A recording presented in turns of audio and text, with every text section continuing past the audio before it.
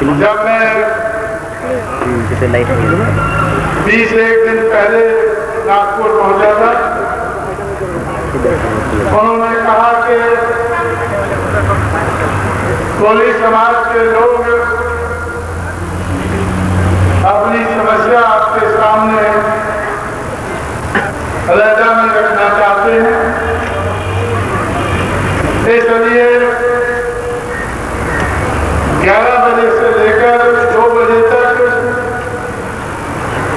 मुझे उनके प्रोग्राम में पहुंचना, मुझे चंद मिनटों में अपनी बात कह के आगे बढ़ना है। रविदास जी के जन्मदिन पर फरवरी के महीने में मेरा प्रोग्राम मध्य प्रदेश में उज्जैन के शहर में था, इसलिए उस मौके पर मैं आप लोगों के बीच में नहीं पहुंच पाया। उसके बाद भी जिस तरह से बाबा साहब अम्बेडकर का जन्मदिन महाराष्ट्र में लगभग 2 महीने तक मनाया जाता है, इसी तरह से उत्तर भारत में रविदास जी का जन्मदिन लगभग 2 महीने तक लोग मनाते हैं। जगह जगह मुझे इस कार्यक्रम के लिए पहुंचना पड़ा। आप लोग भी जब रविदास जी का जन्मदिन मना रहे हैं या जन्मदिन के मौके से लेकर आज तक आप लोगों ने महाराष्ट्र के कोने कोने में प्रचार किया है, तो ऐसे प्रचारक साथियों के बीच में रविदास जी के बारे में मैं कुछ ज्यादा नहीं कहना चाहूंगा, क्योंकि उनके बारे में तो आप लोग महाराष्ट्र के कोने कोने में प्रचार कर चुके हैं, आप लोग अच्छी तरह से जानते हैं। लेकिन इस मौके पर जब मैं आप लोगों के बीच में आया हूं, इतना जरूर कहना चाहूंगा कि जिन लोगों को, जिस समाज को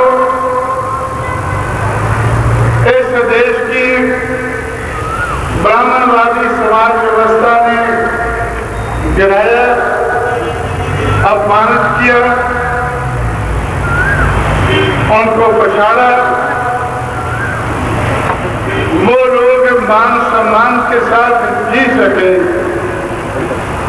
इसके लिए रविदास जी ने अपनी जिंदगी में आज से 500-600 साल पहले संघर्ष किया। जिन लोगों में वो पैदा हुए, शूद्र और अति शूद्र समाज के लोग मान और सम्मान के साथ जी सके, इसके लिए उन्होंने संघर्ष किया। और वो लोग रविदास जी से सबक सीखकर उत्तर भारत में, जहां चरमकार समाज बहुत बड़ी संख्या में रहता है, उन्होंने अपने आप को त्याग किया और आज उत्तर भारत में चरमकार समाज काफी बड़े पैमाने पर त्याग नजर आता है। लेकिन जो काम रविदास जी ने काशी में पैदा होकर बनारस में में पैदा होकर पूरे उत्तर भारत में किया। आज के जमाने में, आज के समय में महाराष्ट्र में फुले शाहू अम्बेडकर ने मान और सम्मान के साथ हम लोग जी सके,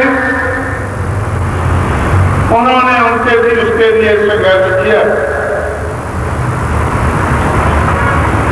मैं जब महाराष्ट्र में रहता था, बॉम्बे पूना क्षेत्र में रहता था, तो मुझे इस संघर्ष के बारे में जानने का काफी मौका मिला। इस संघर्ष की कहानी को जानने का मौका मिला। 1848 से शुरू होकर 1956 तक, 1848 से 1891 तक महात्मा फुले की देखरेख में, 1892 से 1922 तक शाहू महाराज की देखरेख में, और 1922 से 1956 तक बाबा साहब अम्बेडकर की देखरेख में जो संघर्ष हुआ, उस संघर्ष का मिला। मैं उसे प्रभावित हुआ और मैंने फैसला किया कि मुझे अपने समाज को तैयार करके इस बात को आगे बढ़ाना चाहिए, इस संघर्ष को जारी रखना चाहिए, और जिस मकसद के लिए, जिस मंजिल की तरफ हम लोग बढ़ना चाहते हैं, उस मंजिल तक पहुंचने की कोशिश में अपनी जिंदगी लगानी चाहिए। ऐसा फैसला करने के बाद मैं देश के कोने कोने में घूमा। जिन लोगों को इस देश की ब्राह्मणवादी समाज व्यवस्था को बदलने की जरूरत है, गैर बराबरी को हटाकर बराबरी के आधार पर मनुवाद से पीछा छुड़ाकर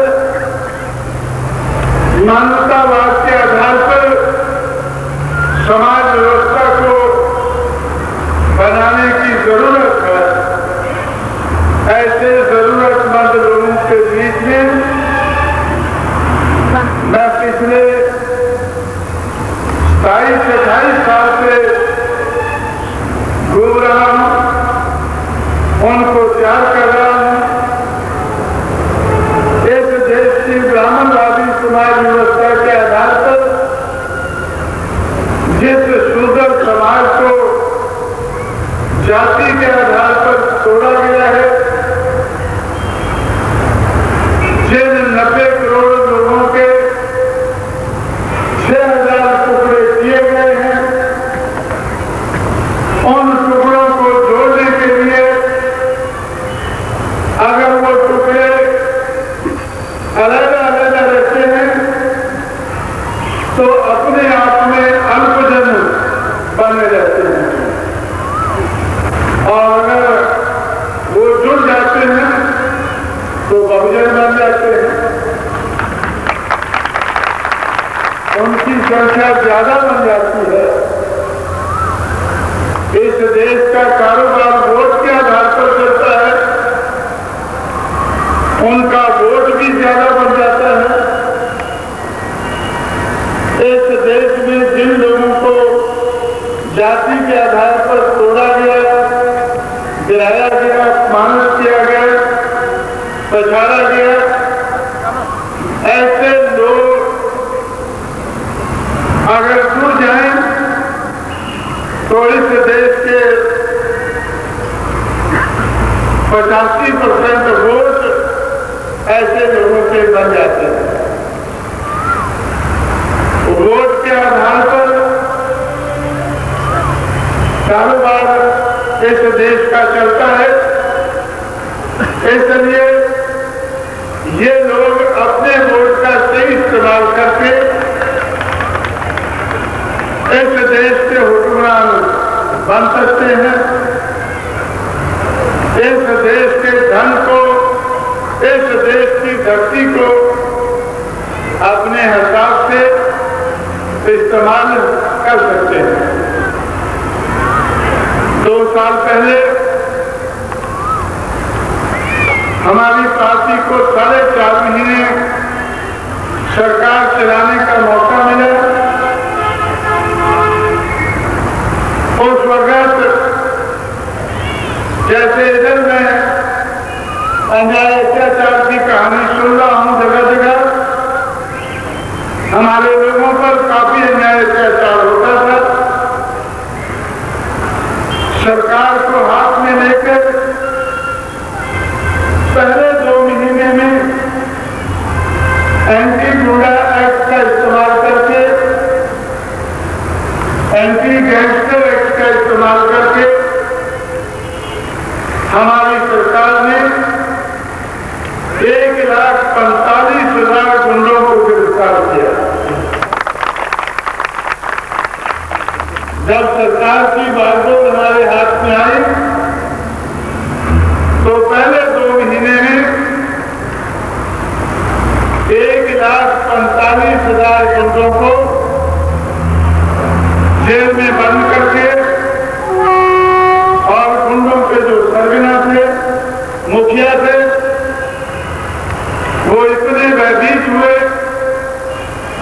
कि वो देश छोड़कर विदेश चले गए।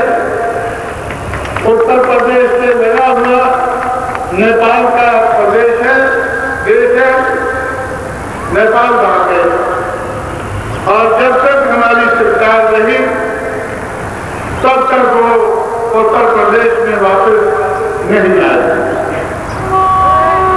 गुंडागर्दी का खात्मा करने के बाद अन्याय अत्याचार का अंत करने के बाद हम लोगों ने धन और धरती की तरफ ध्यान दिया। मैंने आपसे कहा है कि अगर हम लोग अपने वोट का सही इस्तेमाल कर लें तो इस देश का धन और धरती हमारे हाथ में आती है और हम उसका सही इस्तेमाल अपने समाज के हित में कर सकते हैं। हमारा ध्यान धन की तरफ गया। जो 26,000 करोड़ रुपए का उत्तर प्रदेश का बजट है, तो वो 26,000 करोड़ रुपया हमारे समाज के हित में खर्च होना चाहिए, उसका प्रबंध किया। 9,500 करोड़ रुपया अंबेडकर गांव की स्कीम जो हम लोगों ने बनाई थी उसके ऊपर खर्च होना चाहिए, उसका प्रबंध किया।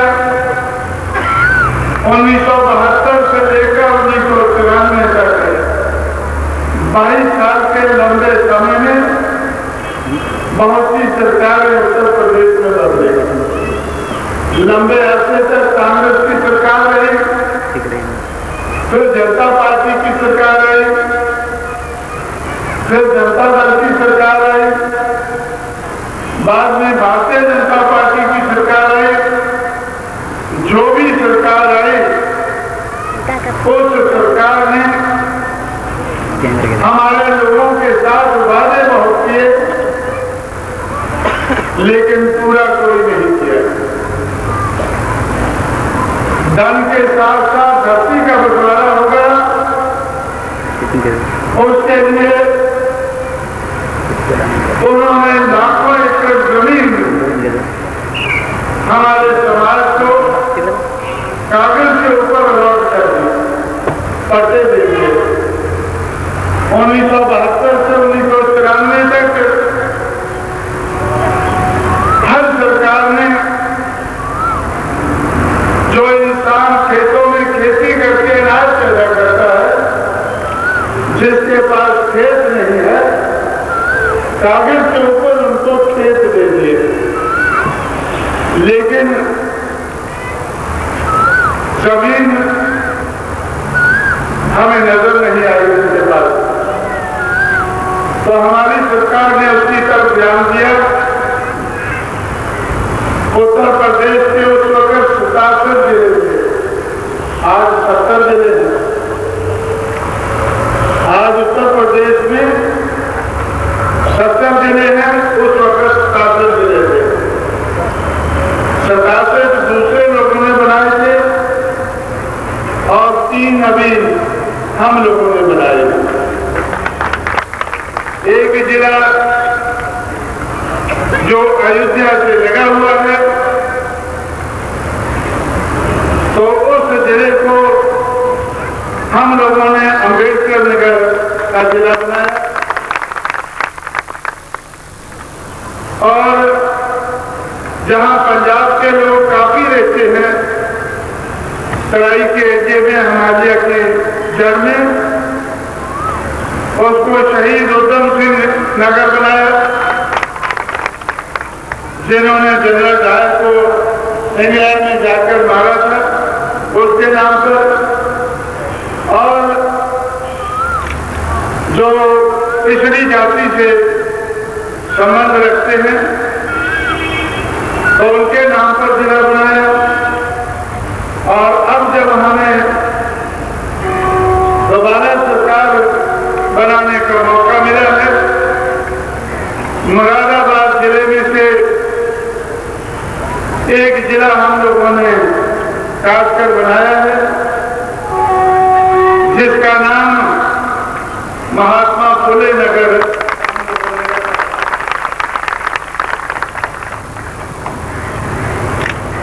और नहीं है। महाराष्ट्र में उनके नाम पर कोई जिला बने या ना बने, लेकिन उत्तर प्रदेश में जरूर बनेगा।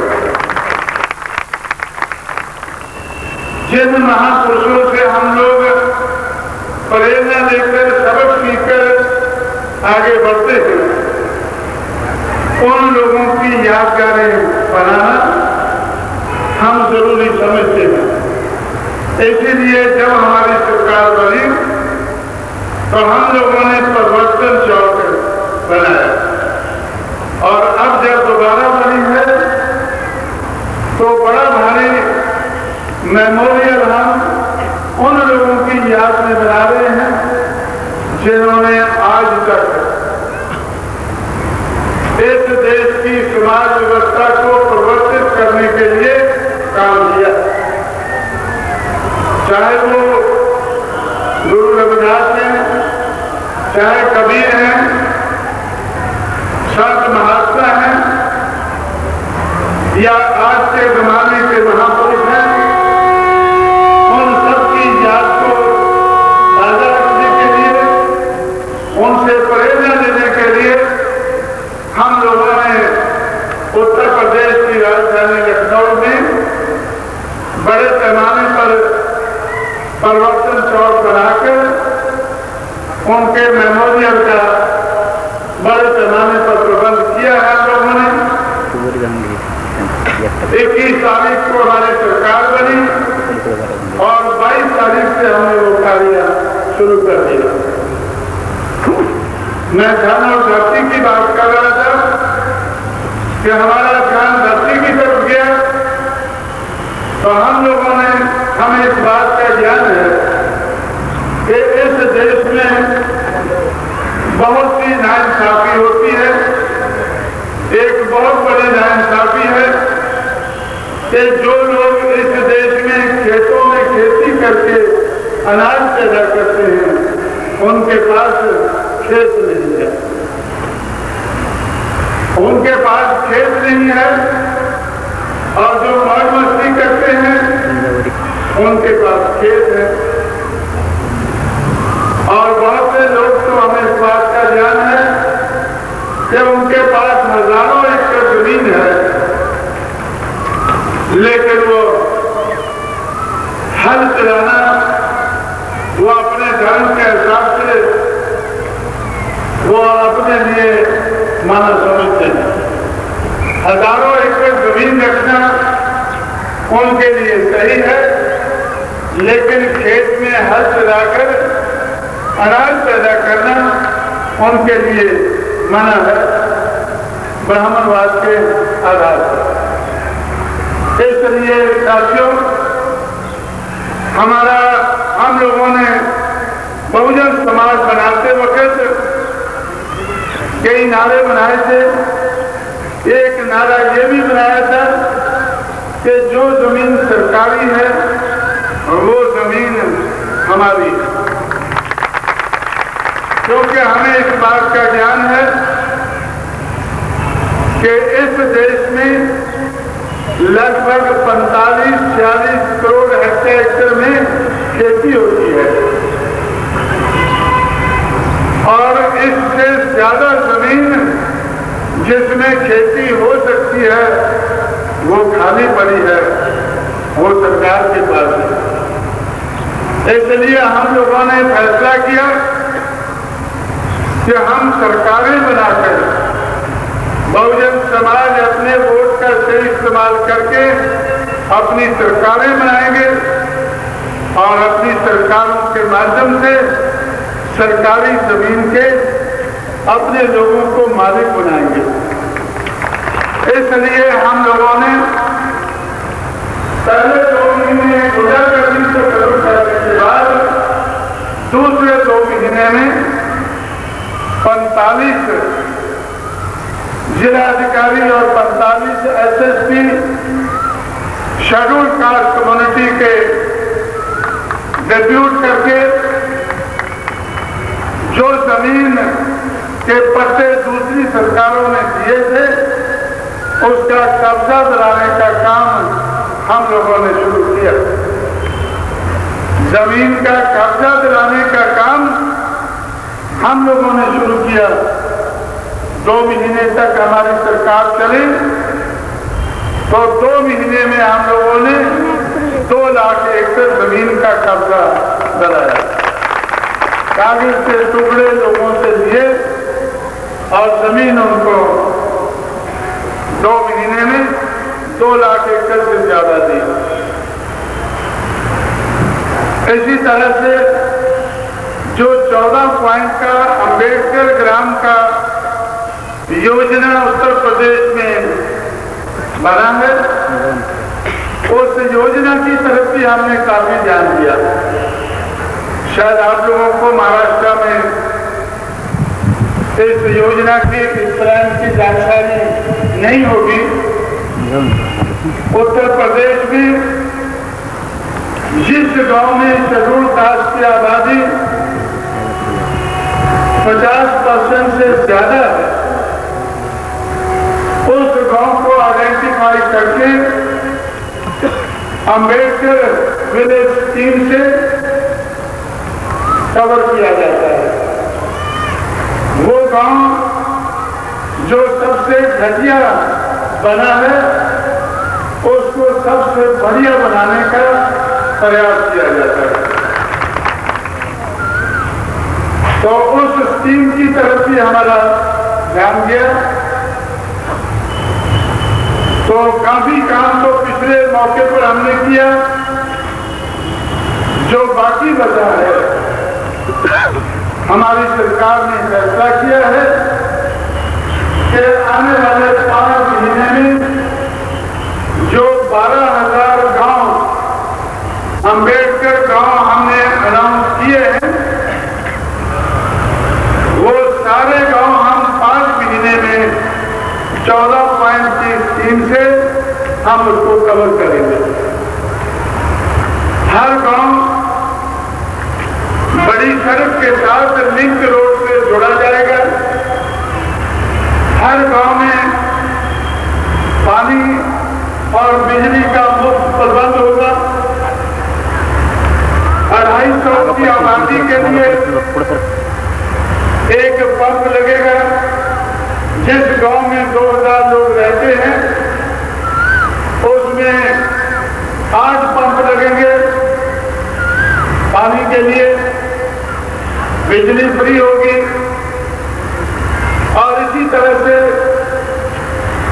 स्कूल कॉलेज बनाने का प्रबंध है और हेल्थ के मामले में, रोजगार के मामले में और हर गांव में अंबेडकर भवन की योजना है। तो इस किस्म का जो अंबेडकर गांव स्कीम है, तो उसकी तरफ भी पहले हम लोगों ने काफी तजुर्बा किया और इस मौके पर 5 महीने के थोड़े समय में हम अपने समाज की हालत को बड़े पैमाने पर सुधार सकेंगे। तो इसलिए साथियों, मैं आप लोगों से कहना चाहता हूं कि हम जाति के आधार पर तोड़े हुए लोगों को जोड़कर अल्पजन से बहुजन बना सकते हैं। कम वोटों वाले समाज से ज्यादा वोटों वाला समाज बना सकते हैं और उनके वोटों का सही इस्तेमाल करके हम उनको पहले प्रदेशों के और बाद में देश के हुक्मरान बनाना चाहते हैं। इस देश के हुक्मरान हम बहुजन समाज को बनाना चाहते हैं। जितना जल्दी हम बना सकें उतना जल्दी बनाने की कोशिश करेंगे। तो ऐसी कोशिश आप लोगों को महाराष्ट्र में भी करनी चाहिए। ये बात सही है कि उत्तर भारत में सबसे ज्यादा वोट चरमकार समाज का है। हम अगर बहुजन समाज पार्टी किसी भी उम्मीदवार को जब वो टिकट देती है तो वो नोट का वादा तो नहीं करती है, लेकिन वोट का वादा जरूर करती है। जिस आदमी को आज उत्तर प्रदेश में बहुजन समाज पार्टी का टिकट मिल जाए, वो खुशी से बातें जाता है कि कम से कम चरमकार समाज का मुझे 1 लाख वोट जरूर मिल जाएगा। जो हर सीट में उनका 2 लाख से ज्यादा वोट है, उसमें से 1 लाख वोट तो मुझे जरूर मिल जाएगा। बाकी अगर दूसरे समाज का कुछ हमें मिल गया तो जीत सकते हैं। तो इस तरह से साथियों, उत्तर भारत की तरह आपके महाराष्ट्र में तो चरमकार समाज की ज्यादा संख्या नहीं है, लेकिन बहुजन समाज आप लोग बना सकते हैं समाज के दूसरे लोगों के साथ मिलकर। समाज के जाति के आधार पर जो दूसरे तोड़े गए लोग हैं, उनसे जुड़कर आप लोग भी बहुजन समाज बना सकते हैं। मैं समझता हूं कि बहुजन समाज बनाने की जिम्मेवारी, ज्यादा वोट वाला समाज बनाने की जिम्मेवारी महाराष्ट्र में महार समाज की होनी चाहिए थी, माली की होनी चाहिए थी, कुंभी की होनी चाहिए थी, लेकिन फुले शाहू अंबेडकर को मानने वाले लोग महाराष्ट्र में आज अपनी जिम्मेदारी निभाते नजर नहीं आ रहे हैं। इसलिए बहुजन समाज की जो दूसरी जातियां हैं, अगर वो थोड़ी थोड़ी भी हैं, मैं उनसे अपील करूंगा कि अगर आप लोग इकट्ठे हो जाएं, थोड़े हुए लोगों को जोड़ने में लग जाए, तो अगर महार, माली और कुंभी आपके साथ नहीं भी आते हैं तो भी मेरा विश्वास है कि अगर आपकी अपनी सरकार नहीं बनती है तो आपकी मर्जी के बगैर किसी दूसरे की भी नहीं बनती। ये तजुर्बा हम लोगों ने उत्तर प्रदेश में किया है। उत्तर प्रदेश में हम लोगों ने ये तजुर्बा किया है और आप भी महाराष्ट्र में ये तजुर्बा कर सकते हैं। अगर आप लोग महार, माली और कुंभी को छोड़कर जाति के आधार पर तोड़े हुए दूसरे लोगों को जोड़ लें तो आपका वोट बैंक महाराष्ट्र में सबसे बड़ा वोट बैंक बन जाता है। उस वोट बैंक का इस्तेमाल करके अगर आप महाराष्ट्र के मालिक, शासक नहीं बन सकते हैं तो दूसरे किसी को भी नहीं बनने देंगे। और जब आप ऐसी हालत में पहुंच जाएंगे तो फुले, शाहू और अम्बेडकर के लोग भी शायद आपके साथ चलना शुरू कर देंगे। फुले, शाहू और अम्बेडकर के लोग भी शायद आपके साथ चलना शुरू कर दें। मैं शायद क्यों कहता हूं, क्योंकि मैं जब महाराष्ट्र से चलकर गया था मैं ये सोचकर गया था कि अम्बेडकरवाद महाराष्ट्र में कामयाब होता मुझे नजर नहीं आता है। तो इसलिए मैंने सोचा कि ढूंढ लो कोई और घर में। तो हम उत्तर भारत की तरफ बढ़ गए और मेरा ख्याल था उस वक्त कि जब तक किसी और प्रदेश में अम्बेडकरवाद कामयाब होता नजर नहीं आएगा तब तक महार लोग अम्बेडकर को नहीं मानेंगे। जब तक दूसरे किसी प्रदेश में अम्बेडकरवाद कामयाब नहीं होगा तब तक महार लोग महाराष्ट्र में अम्बेडकर को नहीं मानेंगे, गांधीवादी बने रहेंगे। लेकिन आज जब मैं आप लोगों के बीच में आया हूं तो मेरा ऐसा ख्याल है कि जब तक पूरे देश के हर प्रदेश में अम्बेडकरवाद कामयाब नहीं होता है तब तक महार लोग अम्बेडकर को नहीं मानेंगे। जब देश में कोई भी प्रदेश नहीं बचेगा अम्बेडकरवाद से तब तक महार लोग इकट्ठा होने की नहीं सोचेंगे। तब तक जितना वो तोड़ सके समाज को तोड़ने की कोशिश करते रहे। इसलिए मैंने आपसे कहा है कि शायद उसके बाद वो लोग आपके साथ जुड़ने लगे और अगर थोड़े थोड़े लोगों को भी शर्म आ गई, थोड़े थोड़े लोग भी जुड़ने लगे तो मैं समझता हूं कि थोड़े से भी काम चल जाएगा। थोड़े से भी काम चल जाएगा।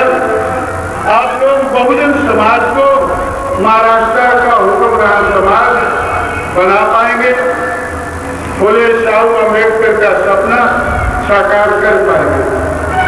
तो इसलिए मैं चरणकार समाज के साथियों से जो इस जगह पीला झंडा लगाकर बैठे हुए हैं और वो नीले झंडे की तरफ बढ़ेंगे और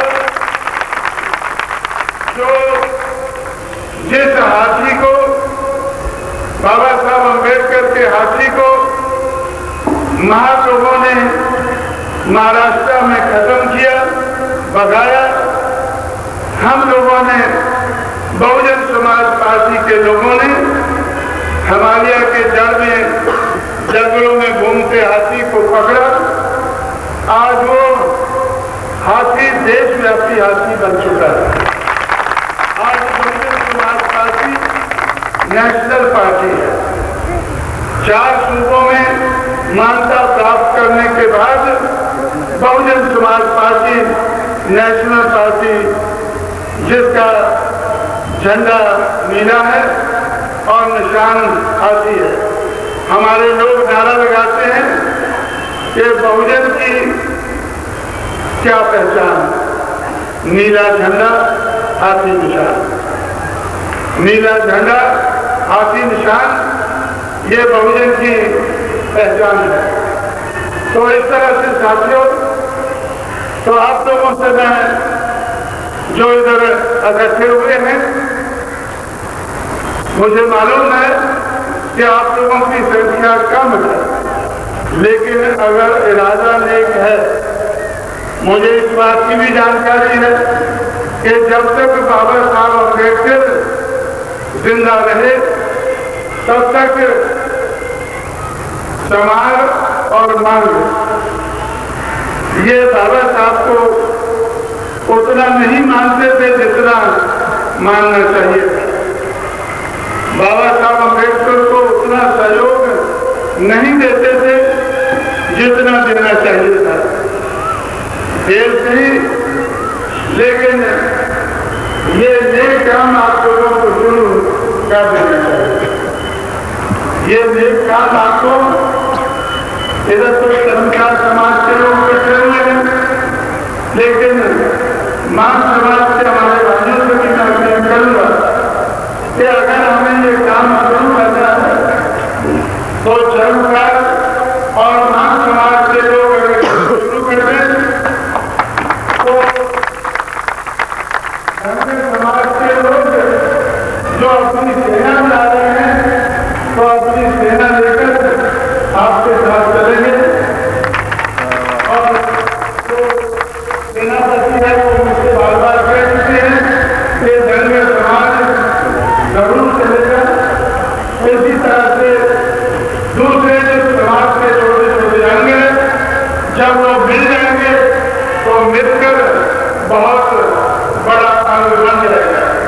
हमारा उत्तर प्रदेश में ये तजुर्बा कि जो पिछड़े वर्ग की जातियां हैं उनकी आबादी 40% है उत्तर प्रदेश में, 44% में से जो बड़ी जातियां हैं जिनकी आबादी ज्यादा है वो 3 है। जैसे महाराष्ट्र में महार, माली और कुंडी हैं, इसी तरह से उत्तर प्रदेश में भी जिनकी ज्यादा आबादी है तो 3 जातियां हैं, यादव, कुंडी और एक कल्याण सिंह की जाति है लोधी। ये 3 जातियां बड़ी हैं और हम लोगों ने प्रयास किया कि इन तीनों जातियों को जोड़ा जाए, लेकिन ऐसा लगा, उनका रवैया हमें ऐसा लगा जैसा महाराष्ट्र में महार, माली और कुंडी का है। इसलिए उनको छोड़कर हमने छोटी छोटी जातियों को जोड़ना शुरू किया। उनका हिसाब लगाया हमने तो हमें नजर आया कि वो 100 में से 26 लोग हैं। उनका वोट 26% है, बड़ी जातियों का वोट मिलाकर 18% है और इन छोटी छोटी सैकड़ों जातियों का मिलाकर 100 में से 26 वोट है। काम तो मुश्किल था, लेकिन जब सर्वकार के साथ उसको बेस बनाकर ये जातियां जुड़ी तो आज वो 26% वाली जातियां बड़े पैमाने पर बहुजन का आगे बढ़ी। हम लोगों ने उन लोगों को छोटे कम आबादी वाली जातियां समझ के कोई पार्टी टिकट नहीं देती थी, कभी कोई कुम्हार, कभी कोई लोहार तरखान, कभी कोई गडरिया। उत्तर प्रदेश के एमएलए नहीं मालूम था। हम लोगों ने उनको जोड़ना शुरू किया। 89 में हमने उनको 14 से कर दिए, 2 चुनकर आ गए, एक कुम्हार और एक गडरिया। 91 में फिर चुनाव हुआ तो फिर 4 चुनकर आ गए। 93 में फिर चुनाव हुआ तो 11 चुनकर आ गए। 95 में हमारी सरकार बनी, हमने उन 11 को मिनिस्टर बना दिया। जिन लोगों का कोई अभी कोई एमएलए नहीं बना था, जब उनके 11 मिनिस्टर बन गए तो तब वो उनकी आंखें खुली और वो सोचने लगे कि कांशीराम जो कहता है कि थोड़े थोड़े लोग मिलकर ज्यादा बन सकते हैं, सबसे ज्यादा बन सकते हैं, सिर्फ मिलने की जरूरत है। इसलिए आज वो छोटी छोटी जातियां बड़े पैमाने पर मिली। तो 96 में अक्टूबर 96 में जब चुनाव हुआ, हम लोगों ने उनको 102 टिकट दिए। 102 में से वो 26 चुनकर आ गए। आज उन 26 में से 12 हमने मिनिस्टर बनाए। तो इसलिए मैं आप लोगों से जो सोचते हैं, मान सोचता है, सरकार सोचता है और बहुत सी छोटी छोटी जातियों के लोग सोचते हैं कि हमारा वोट तो कम है, तो हम क्या कर सकते हैं। अगर आप जुड़ जाएं तो सब कुछ कर सकते हैं, अगर आप जुड़ जाएं तो सब कुछ कर सकते हैं। इसलिए जाति के आधार पर छोड़े हुए लोगों को जोड़ने की कोशिश करनी चाहिए। ऐसा आह्वान करते हुए, ऐसी अपील करते हुए मैं समय अभाव के कारण